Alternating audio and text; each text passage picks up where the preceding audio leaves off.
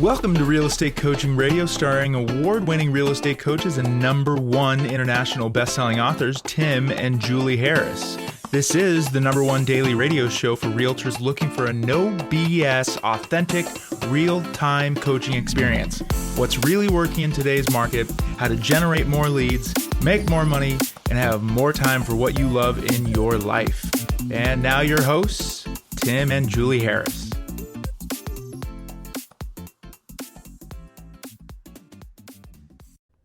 3, 2, 1, and we're back, Julie. It's July the 16th. We are on the road, and today we are in, where are we? Gardiner, Montana, which is right over the border with Wyoming.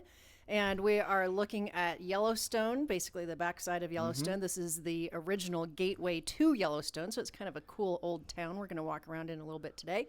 And on the way, we added to our animal count. We added some baby, what were those?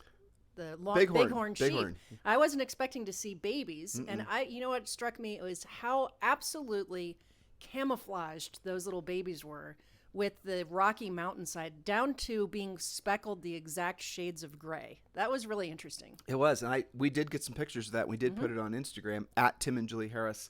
So if you guys want to check out all of our travel pictures, just go to at Tim and Julie Harris, pound Tim and Julie Harris on Instagram, and you can look at that picture. But I'll tell you something along those lines on the way to, what was the town we went through to get to before this one? Mammoth. And in Wyoming. Well, this is something that you guys would have to have experienced to believe, but we did take as many pictures as we could. So Mammoth is this absolutely perfect, cute, little, unbelievable town. Mountain town. In every sense of the word. It was an old mining town, but the buildings were beautiful, really well kept. Just, you can tell the people that live there have a lot of pride in their town. But here's what really blew us away.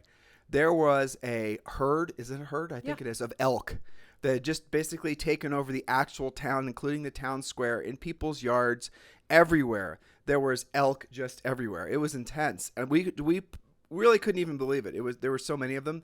And there was this big male elk that was, I don't know, how big do you think his antlers were? It was enormous. How many points? Definitely looked like a mature, many, like you imagine. And he was just lounging on the front yard. Was that the bank? I think it was the bank. Yeah. And so, I saw this when Julie and I were driving down the road through the main town. I saw this huge elk just sitting there, and I thought, well, that has to be a sculpture. And the closer we got, the more I realized that was the male elk, and all those other elks were mostly females and young males that we saw in the herd. And he was just sitting there, not a care in the world.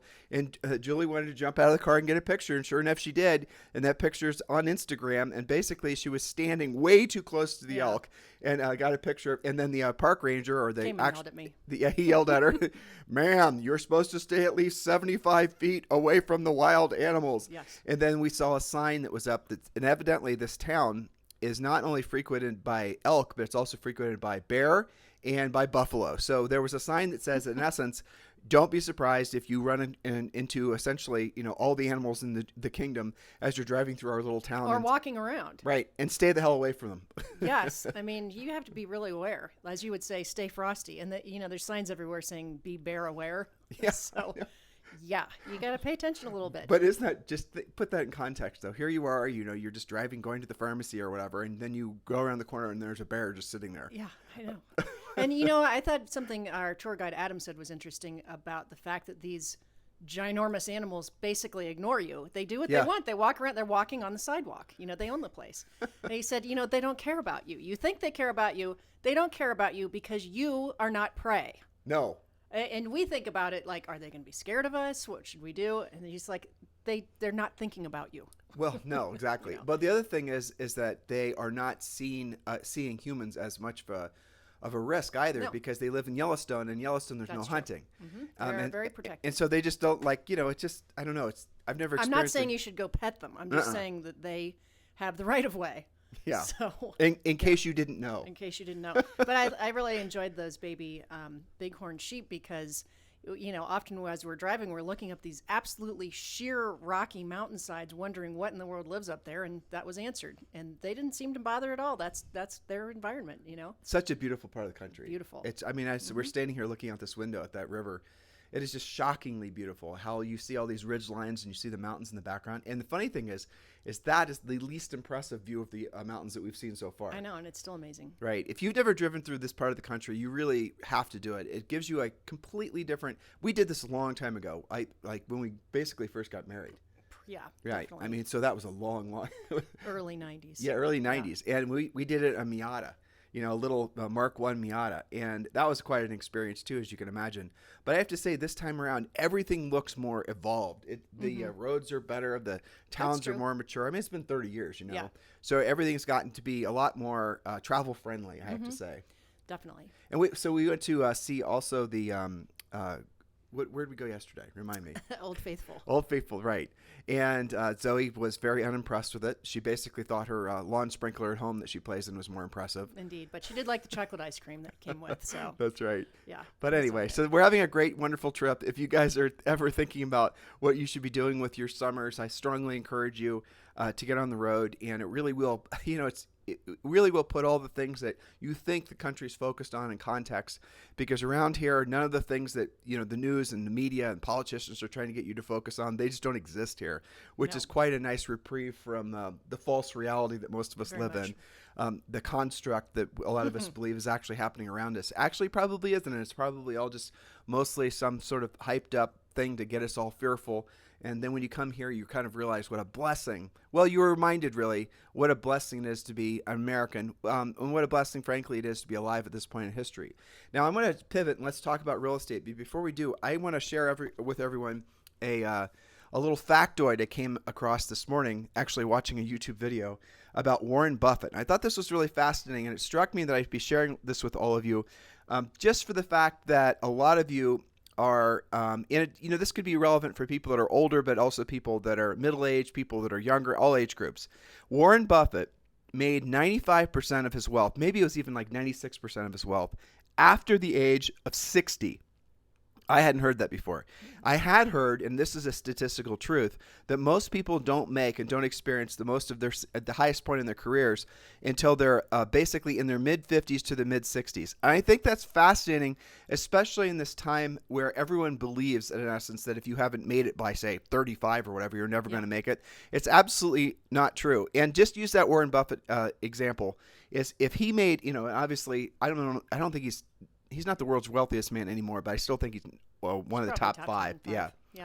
For him to have made all of his wealth, and now I think he's 90 or 91 or late 80s or something, for him to have made all of his wealth and become the Warren Buffett that all of us know, which is a global icon. I mean, in China, they had I don't know if you knew this, they had Warren Buffett on Coke cans in China, on cherry Coke cans. Yeah, because he's famous for drinking cherry Coke. Oh. And so they put it in China. They thought it would be a nice little, I don't know why the Chinese would be celebrating Warren Buffett, but there you go. Yeah. I mean, but don't you think it's it's really fascinating? Interesting. And, that's not to say that he didn't make any money before he was 60. Right. He was successful before that. But I think that goes to show that, A, it's too soon to tell for many people, maybe for everyone. And B, it's not too late if you think it's too late. And C, even though many of our listeners are having their best years ever, think even bigger than that. How are you going to be like he was when he was 60 plus, so that you can look back in time and say, thank you, past, fill in your name, for having it together so that I can have a great, let's say fourth quarter of life. Well, totally. Or second or third, depending on your age. Exactly. But, because, again, I think a lot of young people are, when you and I were, in our 20s, there was this current culture of, somehow you're, becoming an influencer. The big lie that's circulating that it doesn't take, guys, bottom line is if you want ever increasing levels of success in your business and personal life, you have to basically do what you don't want to do when you don't want to do at the highest level, which means that you're going to have long periods of really what will, if you allow it to become frustration, it will feel like frustration because you won't think you're succeeding fast enough. Like there is some sort of rule book as how fast you can succeed or how fast you should be succeeding. It doesn't exist. And in this day and age where people are but they're broadcasting this false image of themselves as being successful, and they're not. And successful in the sense that they're certainly not rich. They're certainly not to the point where their money's working for them and they no longer have to work for their money. And so I think what a lot of people do is they don't even really get started once they hit a certain age because they think the ship has sailed. That's right. And they think it's just too late. But that happens. That is a relatively new occurrence because of social media. I think did not happen when even 20 years ago. Well, now social media sets you up to expect that 5 videos in you should be a rock star. Exactly, and it's just a big lie in essence, and it is just a big bunch of fake. Well, what I think is funny is people that try that and then they go on real appointments without having developed real skills. We're talking about real estate now. They're going to fail at it, and then they're going to be disappointed. Right, and that's the thing that going back to the Warren Buffett thing that really resonated with me, frankly, and I think it resonated with me because I want to convey that to our listeners because when I'm talking to agents, and again, it's of any age, I do sense this undercurrent, not in all of them, but in some of them, of this quiet despair. Mm-hmm. And I think it happens because they're tuning into garbage that's making them want to believe that they can't ever be independent and free. And ultimately, that's where my mind goes. That's true. Right? And sometimes that happens really early on. Yeah. Like 90 days in. I've been licensed for 90 days and it's just not happening for me. And maybe I should go do something else. So here's the bottom line. Anything worth having in life will take usually, depending on what it is, usually about 5 times longer than you think it should take. Absolutely. Right. And that's the thing that's frustrating. I guess, that's what I'm trying to convey is that it doesn't matter at what point you are in your life, if you're willing to stick it out and you're willing to actually stay the course. Now, the trick is knowing what course to stay on. That's for sure. And real estate, I'll make it super easy for you. Just stay focused on being a listing agent. If you're focused on being a listing agent and the best version of yourself as a listing agent, and you're always putting profit first, where you're running a business with a profit margin of 85, 90%, which is what we teach you to do in our coaching program. If you're doing those things, you're going to win faster than if you're basically doing the sampler version, which a lot of agents do, where you're worrying about your brand and your logo and social media and building your team and all the rest of it. If you put all of your best energies into becoming a powerful listing agent, you will win faster and you'll win more assuredly because of the fact that you're building your business based on profit. And if you're doing all these other flibberty gibbet things that are just in the current zeitgeist, chances are you're never going to succeed and you're going to have a bunch of false starts because you're never going to build what is the lifeblood of any business, which is profit. And if you don't have profit, you're not going to be able to weather the financial storms that are inevitable in any industry. Now, along those lines, just remember, it really is frustrating if you find yourself basically trying to double down on dumb. If you're finding yourself not getting, there's a difference between quitting and quitting while you're ahead, right? And then here's another little saying for you guys, which is contrarian, but Julie and I've used it in our own lives. When the going gets tough, the smart leave. And that's something that the first time I heard it, it completely goes against my middle-class Boy Scout roots, right? When the going gets tough, the smart leave. That is a really critical thing to understand. And if you break that into little, bite-sized pieces, what does it really mean? If you're doing something that's not getting you results, you got to stop doing it because chances are it's not going to ever get you results. And I'll give you an example. If, for example, you're spending money on branding, and everything basically is thrown into the bucket of branding, so this is an easy point for me to make. If you're spending a lot of money on branding, at what point are you actually going to hold that spend accountable to a specific return on investment? If you're spending $1,000, do you have a specific plan? Okay, $1,000, I'm sending my 1,000 soldiers out into the universe, and they have to bring back, 5,000 or 10,000 within what time frame? 6 months, 90 days? You guys get it? You're not holding your money accountable for results, and you're allowing yourselves to be suckered into believing that something will come eventually if you basically just spend enough money on it. And that rarely works. It's the reason that Julie and I ultimately are not advocates of branding and marketing, all these other things, because you can't hold them accountable. Well, they used to call that gambling. Yeah, well, it is gambling. Back in the olden days, like here we are out west, it's gambling, it's speculation. Yeah, I mean, that's a good point. It's running a business on hopium. Yeah, but that is a good point, though. It's like someone asked me, fairly recently, right? Are you guys investing in crypto? No, I'm not investing in crypto. And Julie and I are long-term investors in the stock market. I mean, I'm not any smarter, and Julie's not any smarter than to outthink what someone like Warren Buffett does. So why would I even try? Warren Buffett doesn't buy crypto. Seems to me he's probably thought through it more than I have. And so then you got to ask yourself, well, what's the difference between investing and investing and gambling? And the answer is when you are investing short-term in the stock market, that is gambling. When you're investing long-term in the stock market and things like index funds, then you're doing investing. And so the long story that I'm trying to basically summarize here is don't allow yourself to end too quick. Don't allow yourself to give up on things just because it gets hard. But the way you hold it accountable is with the results that you're getting. Make sure the decisions you're making in your business are profit-minded, are focused on what's going to result in the most net income. Focusing on revenue. focusing on revenue and focusing on units and focusing on all that stuff is great. But at the end of the day, if you're not making profit, what's the point? And that's something I hope you guys are not allowing to get by you, because even in these great times that we're experiencing, well, some of you are experiencing if you're listing agents right now in the real estate industry, if you don't have profit at the end of this cycle, then what was the damn point? Just to have enough lifestyle, a nice lifestyle? It doesn't really make sense. I strongly encourage all of you to consider joining our coaching program, because that is where we teach you how to be a powerful listing agent. All you've got to do, and we've made it super simple for you, you can join our coaching program for around $100 a month, is just go over to timandjulieharris.com, click on coaching, and the program I'd suggest all of you guys join is called Premier Coaching. Around $100 a month, Premier Coaching. Just go over to timandjulieharris.com. It's very simple. You can sign up online or obviously talk with one of our new member coaches. And do that now. Just go over to timandjulieharris.com and check it out. All right, so Julie, we're going to finish out the points we were making with regards to this article that you and I have been sharing with them all week. And today is Friday. Yes. And so let's make this the last on this cycle. Yeah, so get caught up if you're behind on podcasts, because this is the wrap-up of that. Okay. Now, what were we talking about, just in case it's the first show?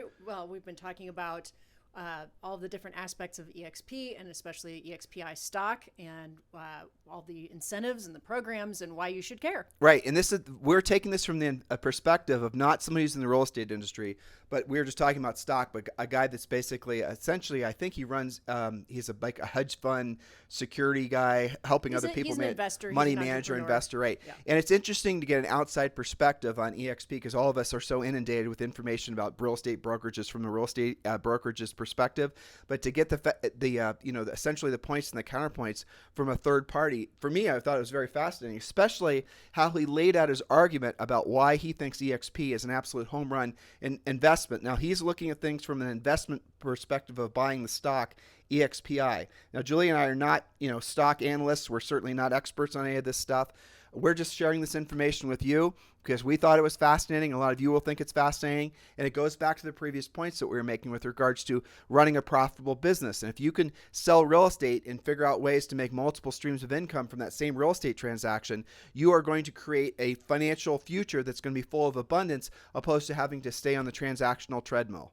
That's right. So we're going to wrap up by talking about, well, all of that is true, but what about the risks going forward? So again, this is from the article that this investor financial guy wrote, not specifically from us. And I think that's, interesting because he's from outside of the real estate world. So here's the risks.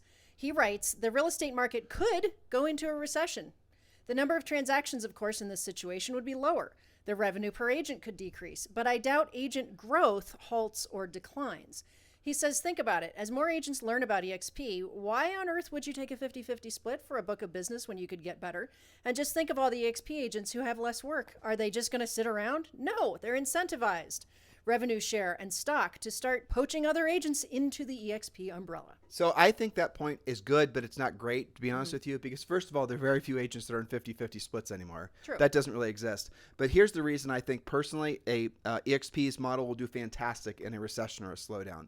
And we mentioned this 2 or 3 shows ago, because and again, he doesn't talk about this, but this is a fact. Most real estate brokerages are existing on basically a knife's edge of margin. Even in the best of times. Right now, right? Less than 2 or 3%. Right. So, and you're seeing all these brokerages, small brokerages, teams, franchises who are making literally no money. The owners of the brokerages still have to sell real estate, and oftentimes they're subsidizing the running of the business from their own transactions, and that definitely happens on teams.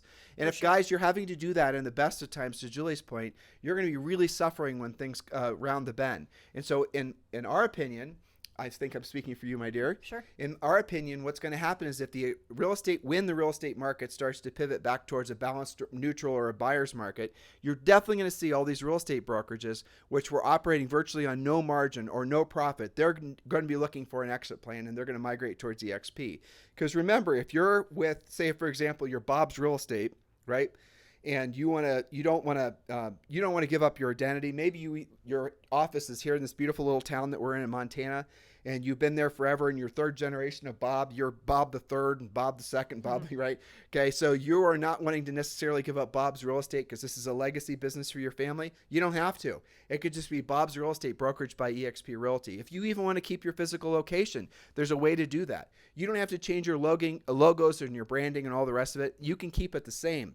And you can do what you're doing, but your financial incentives are going to be larger. Your your Opportunity. profitability and your opportunity is going to be so much better than what you're already doing. Now, obviously, what I just said is relevant depending on your state laws. So if you're in a state like where Julie and I used to sell real estate, where the brokers and the agent's name have to be the same prominence, then you obviously have to, abide by whatever the local state laws are. But for the most part, most of the country doesn't have those rules. Well, but even in that case, you're not asked to drop your logo. You No. just have to comply by your state's rules, which you would no matter what brokerage you were with. It's such an interesting point because I totally respect the agents and the broker, agents with teams, even individual agents or brokerages who have taken a lot of time and have a lot of sense of pride, rightfully earned, in their brokerages and their logos and all the rest of it. Sure. And it's something, it does become part of their character.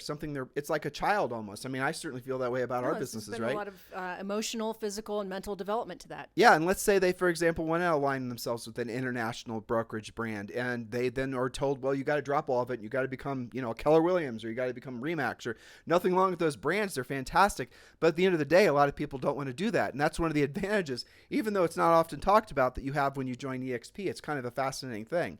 But I'll tell you what's more, even if things really pivot towards, like, there's some sort of zombie apocalypse or Martian invasion, or who the hell knows, right? Something happens that turns the real estate market. It pivots the real estate market, and they reset. And even in, let's say the economy goes into a recession. Black swan event of all black swan events. Here's a little interesting fact. More people get real estate licenses when the times are tough than they do when basically the economy is flourishing. And that's what we're seeing now with the number of agents getting licenses. Where are those agents? Where are they? It's the pandemic. I mean, I remember that you and I were reading articles that they were predicting there was going to be a huge baby boom, basically 9 months following the end of the pandemic or something right in there. Sure. There's no way that's not going to happen. I know it. I mean, there's only so much Netflix you can watch, and then, you might as well find something else to do. Exactly. Then after you're done doing that, then you're going to get a real estate license, and that's what a lot of people did. Well, we saw it with our existing coaching clients getting their 20-something kids licensed. Yep. And their relatives licensed, nieces and nephews, and it's practically everybody if you think about it. And just if you double down on this too, the biggest difference between, say, 2007, 8, 9, really our entire real estate careers, you and I have been in this for over 20 years. There has never been, like when you and I sold real estate, it was almost like having a real estate license and being a realtor. Where's I think it was USA Today. They used to do that poll every year. I remember. And it was like the least respected professions you can get into. And there was like this sort of Damocles that was always following agents around, because in those lists, we were always at the bottom. And if I remember correctly, we're always duking it out with like used car sales, which was the least respected profession. And now it's not like that, because being a real estate agent has completely pivoted. Now you're seeing, your Bravo TV shows. You've seen all these other people that are looking real estate as a career. Younger people, the millennials, they're really treating real estate as a huge opportunity, which it is, frankly. It's one of the smartest things you can ever do is get a real estate license, in our opinion. But ultimately, what you're going to be looking at is you're looking at a complete sea change in the attitude towards people with regards to essentially their stability in their jobs. And so I think a lot of people, because of the pandemic, are now, I think, just out of fear, basically, are looking for ways to create a plan B in the event that their job lays them off. That's true. So it varies from people who converted completely to being full-time real estate agents, small business owners that went out of business too. Absolutely. Right down to maybe somebody that got licensed as their side hustle backup plan. For sure. But there's a whole bunch of that. And let's pivot back again to when, he was talking about threat vectors and risk factors. And I know where you're going, but just to put because I deal with this on a regular basis. If things turn south for the market and the economy on a whole, EXP is perfectly poised. And if EXP can grow like it is now during the best of times, then you have seen nothing if the markets actually start to pivot to the negative. And I mean the economy, everything. It does not matter. People are going to flock, brokerages, agents, individuals who are not licensed, who get licensed, are going to flock to EXP. You're going to see something, you're going to see business growth that's going to be akin to something like the way when, Amazon started selling, stuff other than books. Sure. You're going to see things happen in this industry as a result of the EXP business model that many of us in our adult lives have never experienced. Well, it's the least expenses and the highest profitability. I mean, you could just start and end there, right?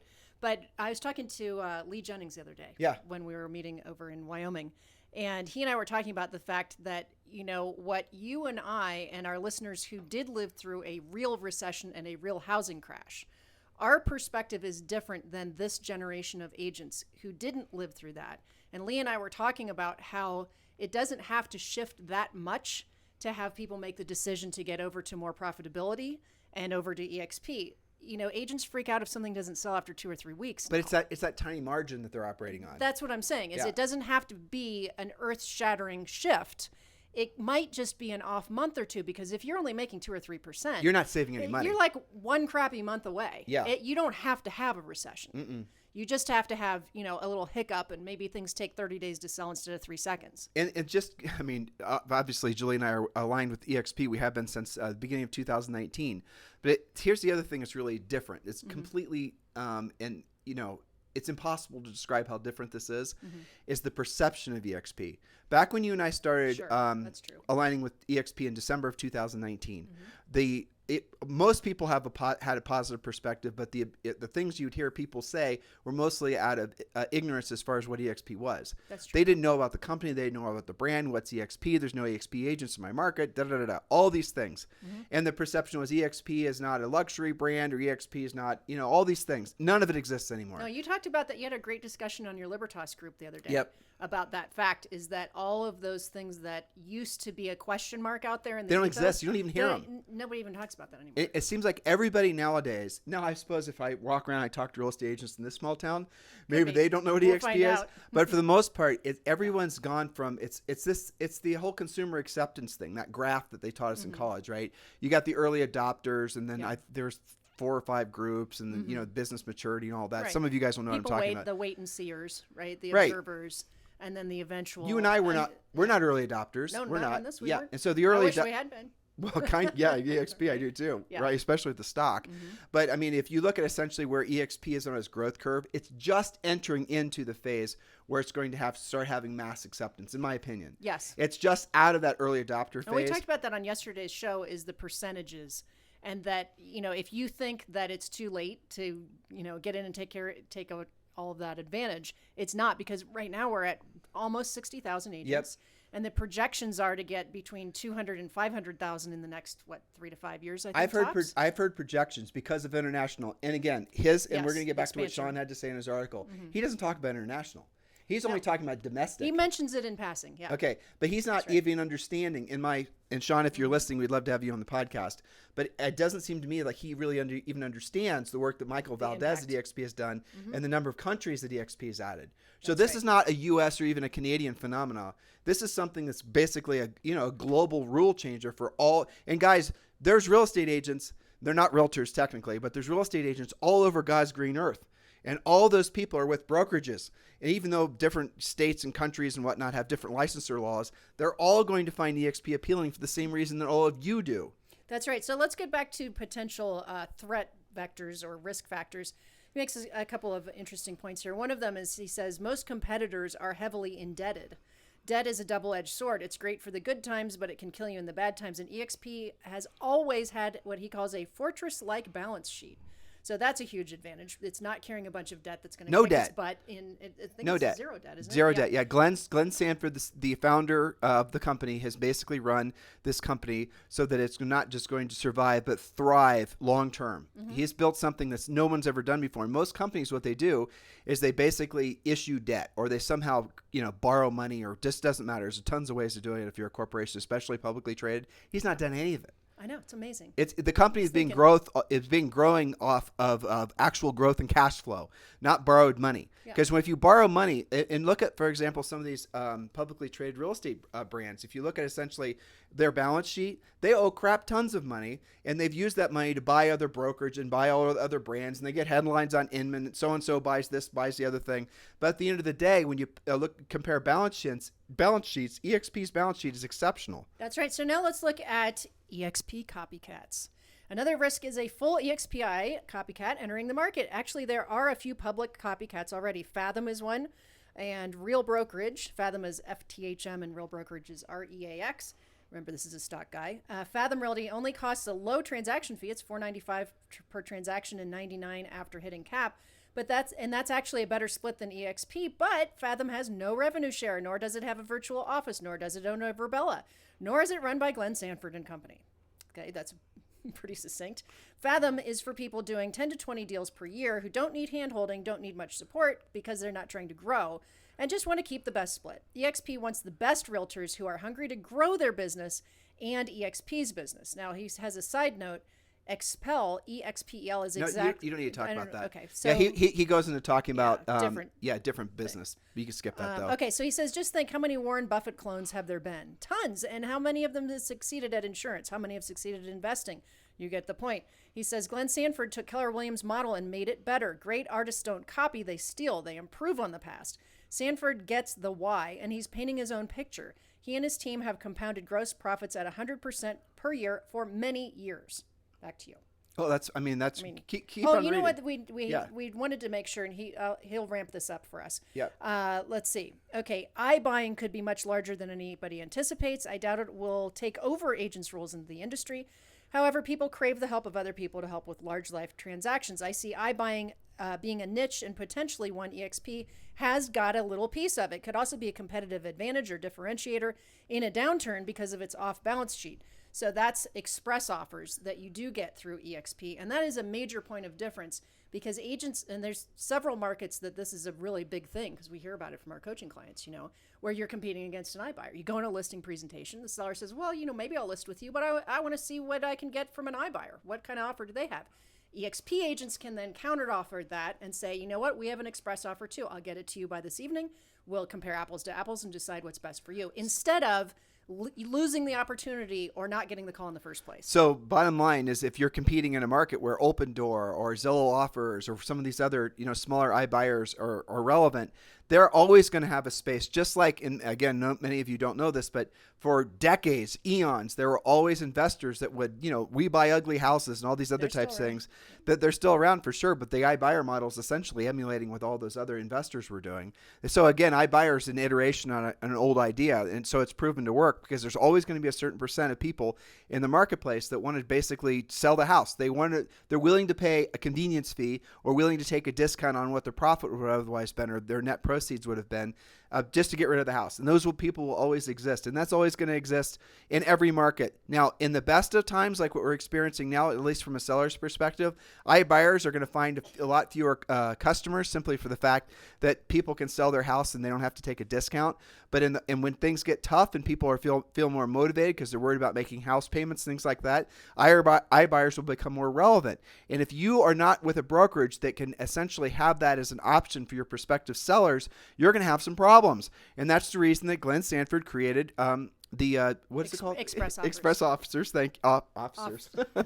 Offers. I got road on my brain. Yeah, I've been driving too much. Offers. Offers, right. And so EXP agents have the same tools that, for example, one of the iBuyers has. So if you run across a seller that says, I need to sell my house really fast, you can say, well, Mr. Seller, we got plan A. We can retail the house and maximize your net proceeds to you. That's what I specialize in. And if after a certain amount of time, if that doesn't work, if you want to decide to sell the house to one of our investors after 90 days, I've got that option too because I'm an EXP agent. Now, if you walked in that same house and the seller said, I need to sell this house right away, and you're like, well, let's retail. It's going to take 60 to 90 days before you get your check. And the seller says, what part of right away don't you understand? Mm-hmm. You're not going to get that listing because the seller's going to end up selling it to one of the iBuyers. Yeah, no, we don't offer that is not a great way to deal with it. You are instantly uncompetitive in this marketplace, in many markets, if you do not have your own iBuyer tool in your listing toolbox. And that's unfortunately the case. It always was sort of true, but it's really going to be true because all these iBuyers are running ads and doing all this sexy marketing that makes it so like people are being fearful, especially if they're new sellers, into believing that somehow like the selling of a house is like horrible experience. Well, they're already nervous about it. What seller isn't, right? Right, exactly. And so the iBuyers push on that, and it's not even necessarily that they want to take a less price. A lot of sellers just want less hassle, especially after COVID. It's not really that relevant now, but it will be relevant when the market starts to shift towards a balanced market. Even a little bit. Even a tiny bit. Yeah. I agree completely. Yeah, I mean, I think sellers, especially in the markets where the iBuyers are heavily advertising, and there are markets where they have billboards and they're calling and they're doing all these things, what seller isn't at least curious about that? And so they're going to call that iBuyer probably first and maybe you second. And if you can't compete, you're out. I mean, that's really the bottom line. An iBuyer really truly is just like another listing agent you're competing with. And it's not even that they're probably going to take it. They just they're curious. They want to satiate that, and you better get that call. And if you don't have that tool, if you don't have that option, you won't even get the call, even from your centers of influence and past clients. Yeah, and I think the iBuyers are going to be around for a while. I think you would agree with that. Oh, yeah. They've all had public statements that they plan on expanding. Well, there's more of them coming to public markets. There's more of them raising money. And again, I think ultimately what's going to happen is if in the parts of the country where the markets start to noticeably change, it's not going to happen anytime soon, in my opinion. You're going to see those iBuyers even get more traction. For sure. So be ahead of the curve, guys. So obviously, Julie and I are huge advocates for all of you to seriously consider moving forward and becoming EXP agents. And the bottom line really is you're going to, at this point, if you don't, you're going to want to learn more. So we've made it easy for you. Just go to ylibertas.com, YLIBERTAS.com. Do you remember the text code? 4737. No, that's not it. Yeah. So just go to ylibertas.com and we'll have we'll remember the text code tomorrow. Or if you're ready to move forward and you're ready to join Libertas and you're looking for a sponsor, you haven't selected somebody yet, please do consider texting Julie and I at 512-758-0206, 512-758-0206. We'd sincerely appreciate the opportunity to apply for the job of being your sponsor at EXP. So just text me directly at 512-758-0206. And on these long drives, believe me, I love getting on the phone and talking with someone about EXP. So if you're ready to move forward and you're looking for a sponsor, text me directly. If you're in the seeking more information phase, go to ylibertas.com. And on that site, you're going to see all kinds of information, not just about EXP, but you're also going to see a lot of information there about why you might consider joining our EXP group, which is called, guess what, Libertas, which is Latin for the word freedom, which actually is a nice way to conclude today's show. Yes. Because we were starting out by talking about the fact that ultimately what all of you should be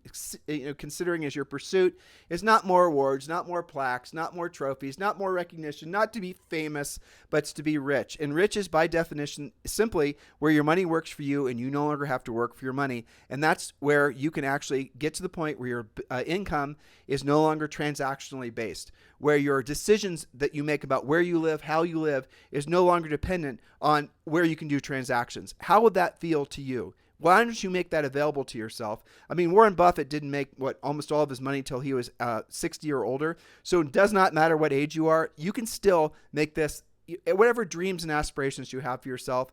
Now's the time to really double down, especially during this real estate market that we're going to be appreciating, in the non-financial sense for at least the next 2 to 3 years.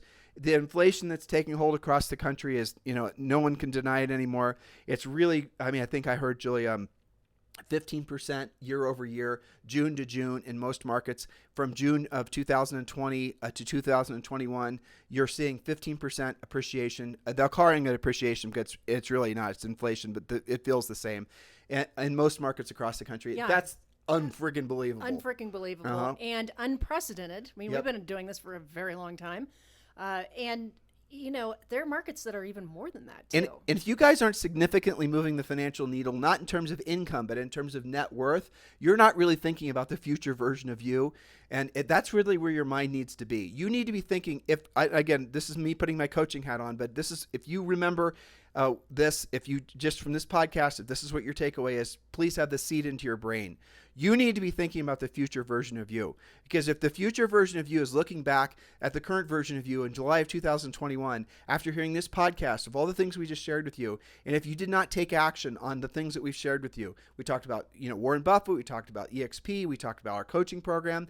How's the future version of you going to look at the current version of you? I'm going to guess with some disdain. So maybe at this point in your life, you should actually consider, it does not matter what age you are, putting yourself in a position so the future version of you is going to be celebrating the current version of you. And that, let's look at it at 6 months, 12 months, 5 years. Where it is, who it is, where do you want to live? How do you want to look? How do you want to feel? These things are all within your control, dependent on the actions that you take now. Anything else you'd like to say? Well, that's what freedom is, isn't it? Yeah, it is. Get into control. Don't sit around getting ready to get started to someday possibly do more research. We gave you an entire week of your research. You don't need any more. Right. If you feel like you need more, just go to ylibertas.com, watch Exactly. the video in the upper left-hand corner of that screen, and you should be done. And we are going to continue on our U.S. tour. What day is this? Day 11? Day 10? So. I've lost track. There. I have to remind myself what day of the week it is. it I'm is. not sure where we're going next. Maybe Red Lodge, maybe Boise. I don't know. We'll figure it out today. We're driving all over the country, and we're going to hit at least 20 states. We have we're saying where we are, and we're going to be talking about where we're going on Instagram. You can find us at Tim and Julie Harris on Instagram. We're posting pictures. We love running into some of you. It's been so much fun just to say, hey, Tim and Julie, I'm 20 minutes away. I'll text you guys when I'm there. I'm around I'll meet you by the huge elk next to the bank or whatever. Right, exactly. But yeah, so if you're on our path, we'd love to meet with you and walk around, have some conversations. Honestly, guys, we're doing this obviously for us to celebrate the end of COVID, which is, we've all lived through a pandemic. Yay! But it's also really, I think, very important for Julie and I to stay connected with all of our coaching clients and all of our EXP family, and to reconnect with all of you in all your individual markets. And when Julie and I, we can't stop ourselves. When we go to these individual markets, we instantly gravitate towards learning about the real estate. And I have to say, every single place, even the smallest of towns we've gone to, nothing is for sale, no inventory. I know. I mean, we were looking for a place to rent in Red Lodge, Montana. And Julie went to VRB. Travelocity and then VRBO. Yeah. Guess what was available, listeners? A teepee. And then there's pictures. They were really proud of their teepee. Yeah. For $350 a night for a flippin' teepee. Well, but Tim, you get charcoal for the grill. Okay, and let me be clear. This is a teepee. You're sleeping on essentially a rug. Next to a sign that says "Be bear aware." Yeah, I'm out. For $350. Yeah. Yeah, anyway. If you don't believe there's inflation going on right now, There you go. That's all the proof you need. So in the meantime, if you guys need to get a hold of us, feel free to text us at 512-758-0206. And have a fantastic day, and we'll talk with you on our next podcast. Thank you for continuing to make this the #1 listened to daily podcast for real estate agents in at least the United States. If you want to learn more about our coaching program, you can obviously just go over to timandjulieharris.com, or you can consider purchasing our book. It's called Harris Rules. It's on Amazon and all the best booksellers across planet Earth. It continues as well to be a bestseller. Have a fantastic day. We'll talk with you on our next podcast. This program has been a presentation by Tim and Julie Harris, Real Estate Coaching. For more information on our real estate coaching and training programs, visit our website at timandjulieharris.com. Remember to tune in weekdays at noon for upcoming shows, and until next time, thank you for listening to Real Estate Coaching Radio with Tim and Julie Harris. This podcast is a part of the C-Suite Radio Network. For more top business podcasts, visit c-suiteradio.com.